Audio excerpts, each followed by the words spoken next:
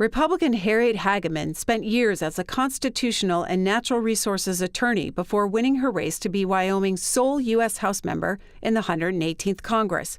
The fourth-generation Wyomingite told C-SPAN about her legislative goals and why she ran against a fellow Republican in the state's 2022 election. I replaced Liz Cheney. Why did you run against her? Well, Wyoming only has one congressional representative, and we need to make it count. And for the last several years, Liz Cheney has not been representing Wyoming well, and she has been addressing issues that, frankly, are not significant to Wyoming in light of the challenges that we do face. Wyoming is the largest coal producer in the nation. We have huge oil and gas reserves, large ag production, lots of ag in the state of Wyoming. Those are issues that the current administration has been attacking for quite some time. And Liz Cheney wasn't focusing on those issues, she was focusing on something else. And so we needed to have representation, and I made the decision to run against her and to retake Wyoming's lone congressional seat. Did you hear from her after you won the seat in November? Well, there was a bit of a snafu, I think.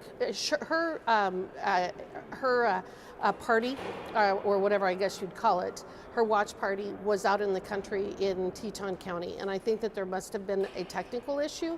She called, but all she said was, "Hi, Harriet." And I do believe she probably left a message, but I never received it. I was getting ready to go on with my watch party at the very time that she called. What were you doing before you ran for this seat? I am a water and natural resource and constitutional attorney. So I've been practicing law for going on 34 years, a trial attorney during most of that. The last couple of years I have worked for a nonprofit law firm out of Washington, D.C., focused specifically on the issues of attempting to rein in the unlawful and unconstitutional administrative state. So I lived in Wyoming and telecommuted through much of that time, but worked on cases all over the United States, challenging the CDC's eviction moratorium, for example, challenging the EPA's unconstitutional taking of property in Colorado when they blew out the Gold King mine and destroyed the Animas River. So I did a lot of property rights work.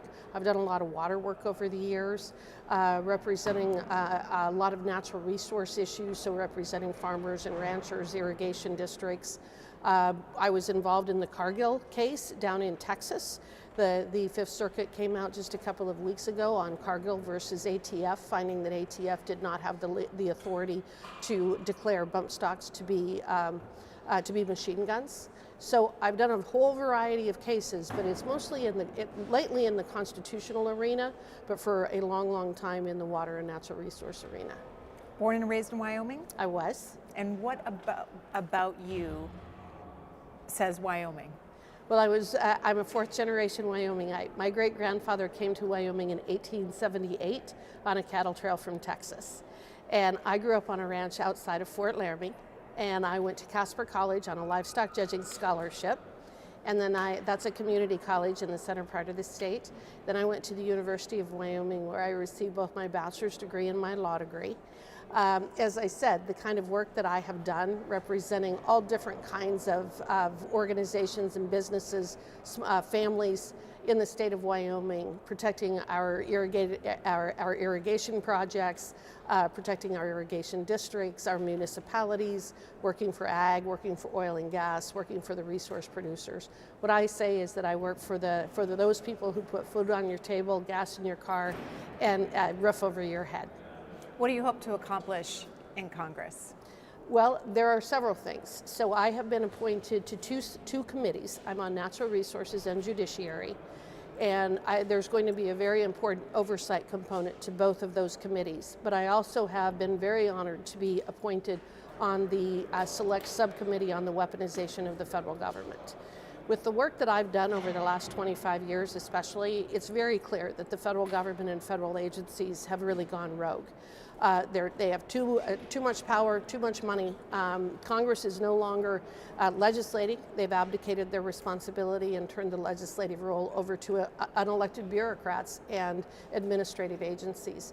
We need to turn that around. We are a republic. We're a representative form of government. We need to get back to our constitutional foundation so that the people that we put in positions, such as in Congress or in the state legislature or the presidency, that they're actually the ones that are making the decisions and are held accountable to the people. So So for me, I think it's going to be a very important oversight role of what these agencies are doing and the extent to which they are exceeding their scope and authority, their legal authority to act. That's important. I also think it's important that we address the budget.